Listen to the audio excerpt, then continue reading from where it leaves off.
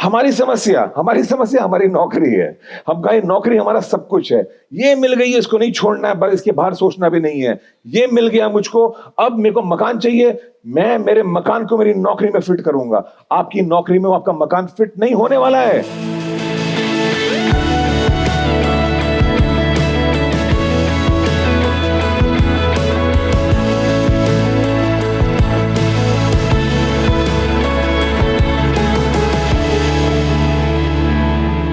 लूका का 14th chapter, मैं 28वां वचन पढ़ रहा हूं, सुनना। यहां पर लिखा है, तुम में से कौन है जो गढ़ बनाना चाहता हो और पहले बैठकर खर्च न जोड़े कि पूरा करने की सामर्थ्य मेरे पास है कि नहीं। कहीं ऐसा ना हो कि जब वो नींव डाल ले पर तैयार न कर सके तो सब देखने वाले ये कहकर उसको ठट्टा में उड़ाने लगे कि ये मनुष्य बनाने तो लगा पर तैयार नहीं कर सका। आमीन। पहले तो बता दूं कि ये वचन क्या नहीं कह रहा है। ये वचन ये नहीं कह रहा आपसे करने के लिए कि भाई ये मुझे एक इमारत बनानी है, तो क्या ये मेरे वश में है भी कि नहीं, अगर नहीं तो मैं नहीं बनाता हूं। ये नहीं कह रहा है वो, ये नहीं कह रहा है।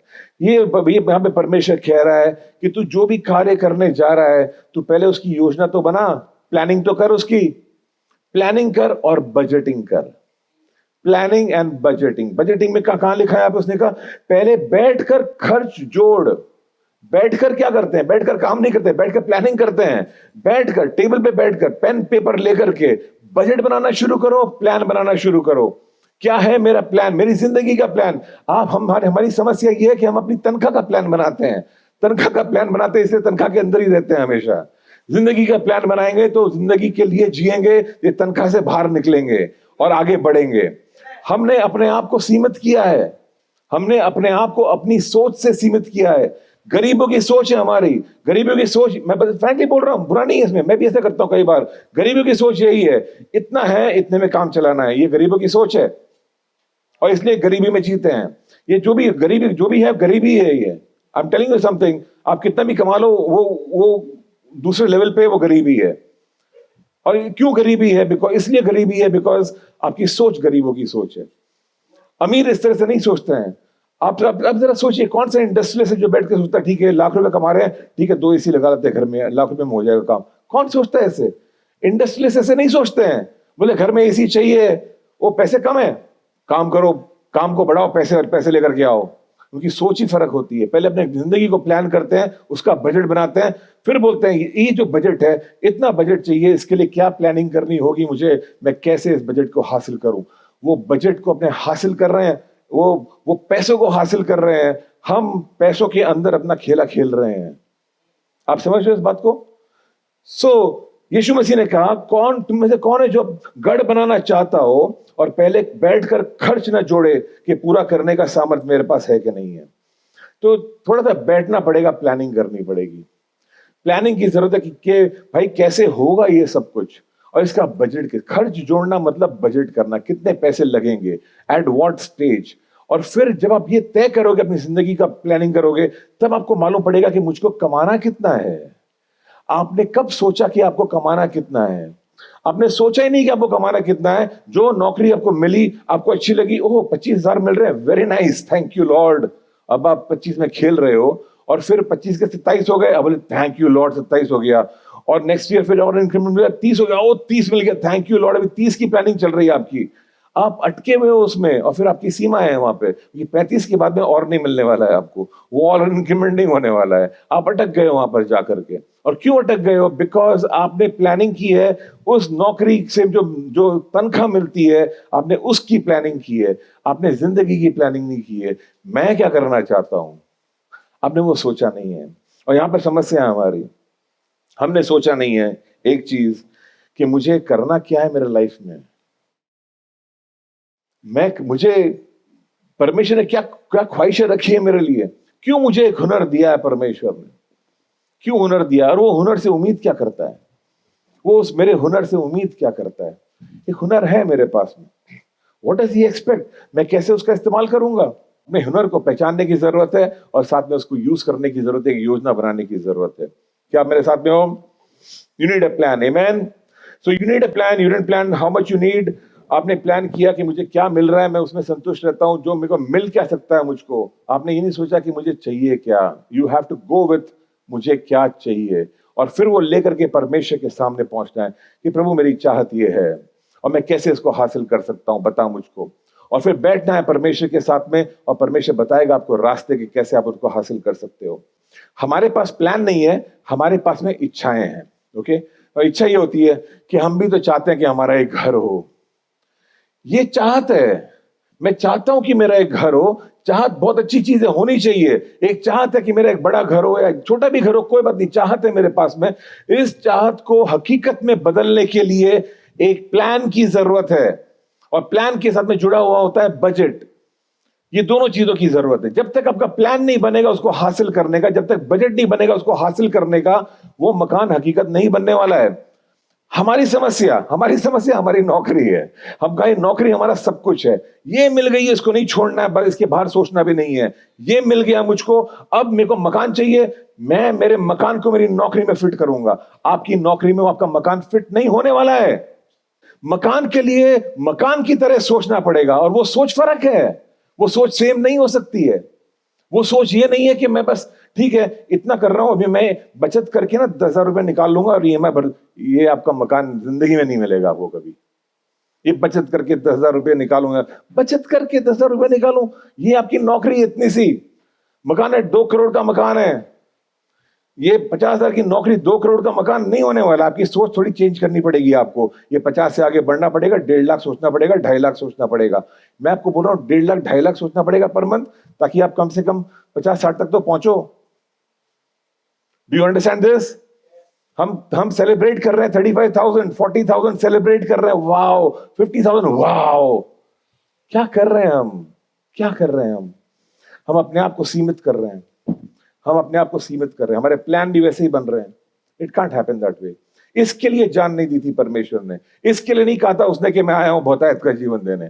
मैं आया हूं जीवन देने और बहुतायत का जीवन। ये बहुतायत नहीं है, ये बहुतायत नहीं है, ये एडजस्टमेंट है, ये फिट करने की कोशिश है, ये फ्रस्ट्रेशन है हमारा।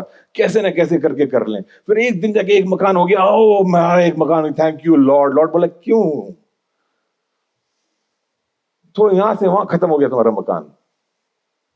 क्या कर रहे हो?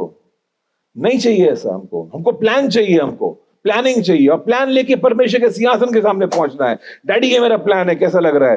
डैडी बताएंगे क्या चेंज करना है प्लान के अंदर। 2-3 बड़े लोगों से बात करनी है जो इंडस्ट्रियलिस्ट हैं शायद, जो जिनके खुद के बिजनेस है, कि भाई आपने कैसे किया बताइए जरा हमें। सुनना उनकी बात है कि मैं सब कुछ नहीं जानता हूं, मैं आपसे सीखना चाहता हूं। कहीं तो सीखना पड़ेगा हमको। बाइबल में लिखा चींटियों से सीखो, परमेश्वर बोल रहा है। चींटियों से सीखो मतलब जो तुमसे बेहतर है उससे सीखो, जो सक्सेसफुल है उनसे सीखो। कौन है सक्सेसफुल बिजनेसमैन जिससे आप सीख रहे हो? कौन है सक्सेसफुल नौकरी करने वाला जिससे आप सीख रहे हो? नहीं, आप खुद ही को सिखा रहे हो, आप खुद ही समझने की कोशिश कर रहे हो, आप खुद ही अपना अनुमान लगा रहे हो। किससे जाके मिले थे पिछली बार आप जो एक्सीलेंट बिजनेस करता है? किसने आपको राय दी थी? इसलिए हम आगे नहीं बढ़े, वहीं पर हैं अपने कुएं के अंदर। It's a problem, we have to change. हमारी सोच बदलनी है। जैसा बाइबल कहती है, जैसा इंसान मन में सोचता है वैसा ही वो है। थिंकिंग को चेंज करना बहुत जरूरी है। I want to take you to the story of Joseph. Yusuf की कहानी जानते हैं आप लोग? यूसुफ जो कि याकूब का बेटा था, याकूब के बेटों ने यूसुफ को गुलामी में बेच दिया है, और ये जो गुलामी में चला गया है, मिस्र देश में पहुंच गया है, पोटीफर ने उसको खरीद लिया, गुलाम बना लिया अपने घर में, बाद में जेल में डाल दिया उसको। जेल में बैठा हुआ है, 2 साल बैठा है जेल में, कुछ कार्य नहीं हो रहा है। सोचो 2 साल बैठा हुआ है बंदा जेल में, और वहां पर बाहर फिरौन एक सपना देखता है, ख्वाब देखता है। परमेश्वर ने पूरा सेटअप करके रखा हुआ था जेल में, उसको रखा, तू वेट कर, तेरा टाइम आने वाला है। कई बार हम लोग अटके हुए हैं कहीं कहीं पे ना, हमारा टाइम आने वाला है, वेट करो उधर। और पर एक ख्वाब देखता है, ये ख्वाब इसको ये है, नील नदी में से 7 गायें निकलती हैं, हट्टी कट्टी तगड़ी जबरदस्त, और वो जा रही हैं और हरा हरा चारा है वहां पे, वो अपना घास वास खा रही हैं, और बिल्कुल हट्टी कट्टी स्ट्रांग है।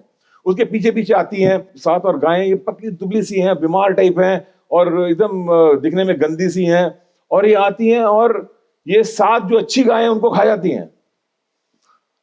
और फिरौन का सपना टूटता है। फिरौन बोलते ये क्या सपना था? फिर वो एक और सपना देखता है। दूसरा सपना ये था कि खेत में गेहूं का एक तना उग रहा है और उसमें ढेर सारी बालें लगी हुई हैं, उसमें गेहूं लगा हुआ है।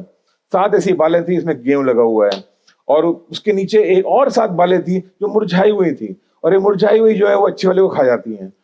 ये बोलते ये क्या ख्वाब है, और समझ में नहीं आ रहा है। अपने लोगों को बुलाते हैं कि भाई मतलब बताओ, किसी को समझ में आ रहा है मतलब क्या है। एक आदमी को याद था, अरे मबे जेल में एक आदमी बंदा बैठा है जो ख्वाबों का अर्थ बताता है लोगों को, तो बुला के लाओ उसे। तो जेल से निकलता है, पहुंचता है फिरौन के सामने। फिरौन बोलता है ये मेरा सपना है, बता मतलब क्या है इसका।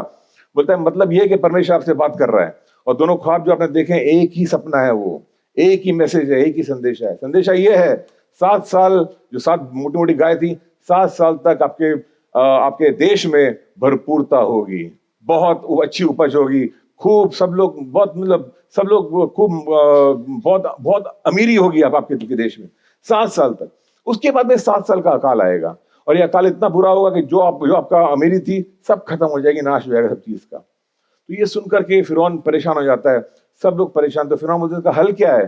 बोलता है हल ये है कि एक अधिकारी को ठहराओ, और वो अधिकारी आई जस्ट रीड आउट, और उत्पत्ति का 41 चैप्टर में लिखा हुआ ये 34th वर्स में वो कहता है कि फिरौन ये करे कि देश पर अधिकारियों को नियुक्त करे, और जब तक सुकाल के 7 वर्ष रहे तब तक वो मिस्र देश की उपज का पंचमाश लिया करे।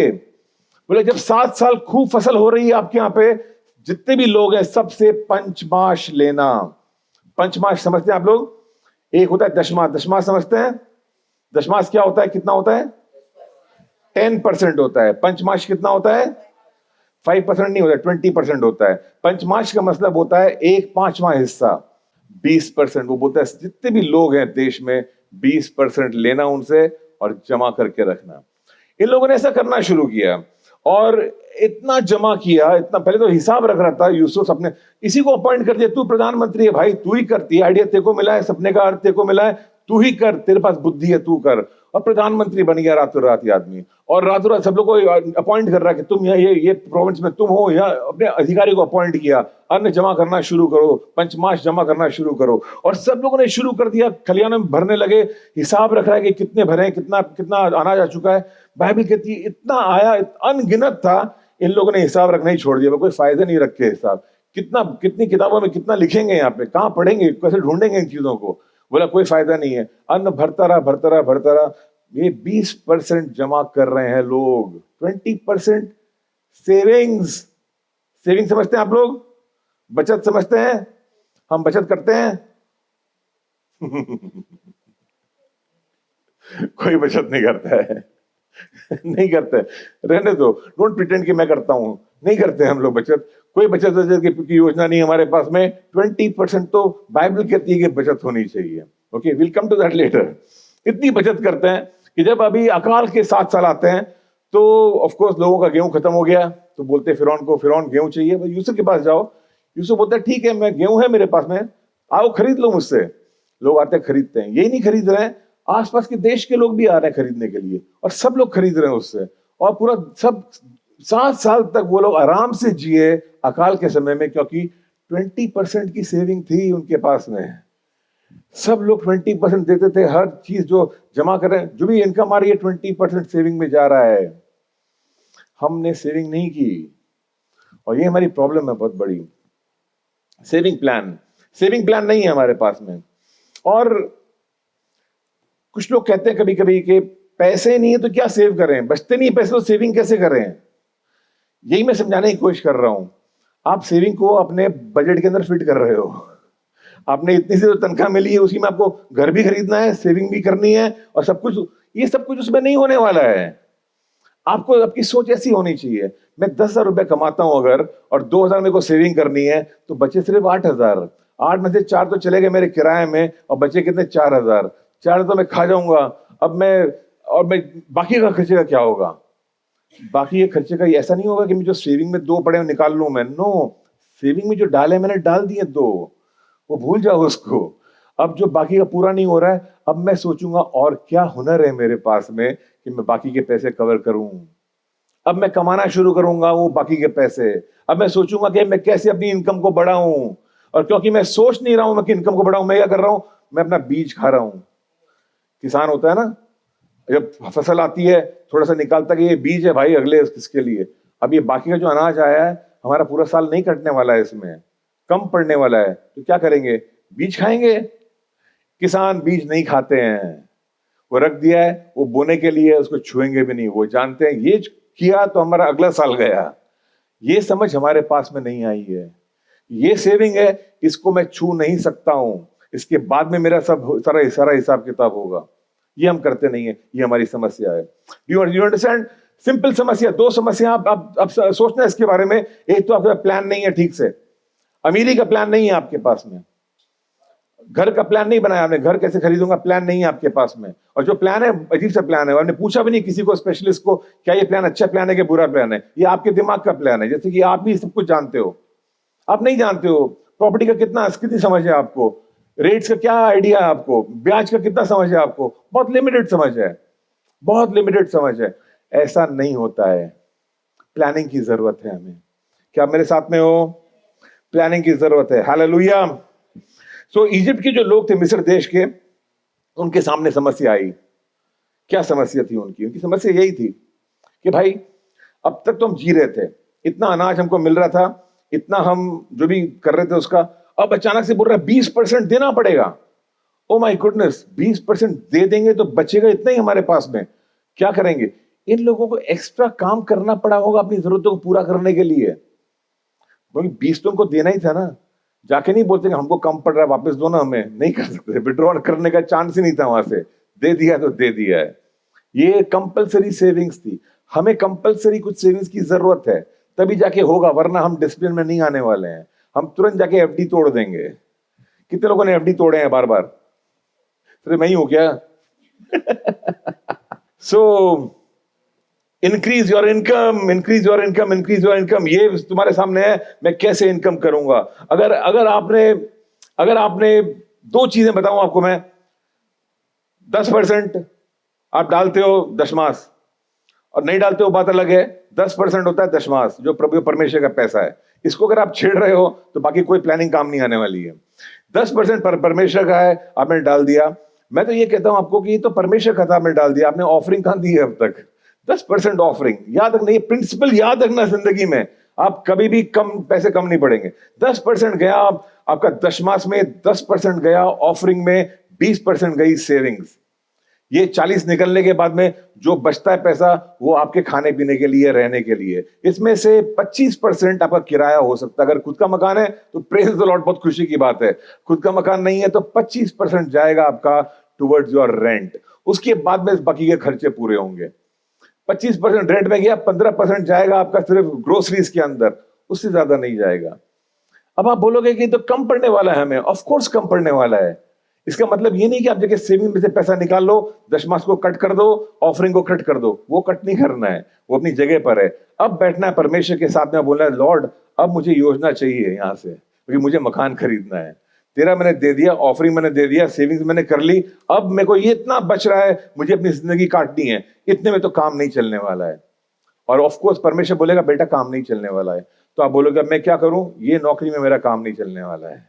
प्रभु बोलेगा ये तो मैं तेरे को कब से समझा रहा हूं कि इस नौकरी में तेरा काम नहीं चलने वाला है, तो मैं क्या करूं, तेरे को बढ़ना पड़ेगा।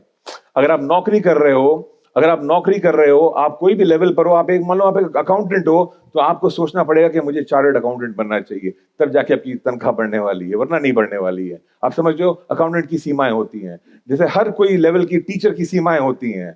आप सोचे मैं टीचर हूं तो आप उतना ही कमाओगे जितना आप कमा रहे हो, लेकिन अगर आपको अपनी हदों को बढ़ाना है, आपको सोचना पड़ेगा मैं टीचर में इतना ही मिलने वाला है, एंड में इससे ज्यादा नहीं मिलने वाला है।